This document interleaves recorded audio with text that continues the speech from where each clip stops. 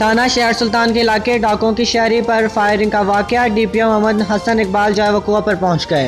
DPO ज़ख्मी शहरी की इयादत की। मुबैना डकैतों को दी जाने वाले इलाज व मुआवजे की सहूलियात का जायज़ा लिया गया। डॉक्टरों के मुताबिक तमाम ज़ख्मियों की हालत तसल्ली बख्श है। DPO मोहम्मद हसन इकबाल का वाक़े से मुताल्लिक़ इज़हार ख़याल।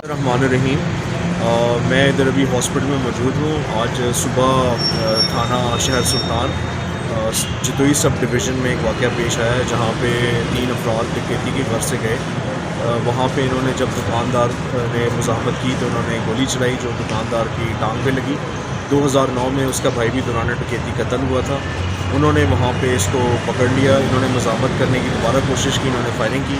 वहीं पे आगे एक मछली वाले की रेहड़ी थी, उससे इन्होंने हिफाजत खुद इख्तियारी में बकौल उसके मज़रूब दुकानदार के उसने अपनी हिफाजत में टोका चलाया जो एक डाकू के हाथ में लगा। लोगों ने इनको पकड़ लिया। इससे पहले कि मज़ीद तशद्दुद करते पुलिस मौके पे बर वक्त पहुँच गई। तीनों को शिफ्ट कर दिया गया है। तीनों अल्हम्दुलिल्लाह स्टेबल हैं। जिस दुकानदार को गोली लगी थी वो भी स्टेबल है। पूरे कानून और इंसाफ के मुताबिक कार्रवाई होगी। और जो गैर ज़रूरी बयान चलाए जा रहे हैं कि जी किसी की नाक काटी गई है या चेहरा मसख किया गया, सारी बातें झूठ हैं। ऐसी कोई बात नहीं, तीनों स्टेबल हैं।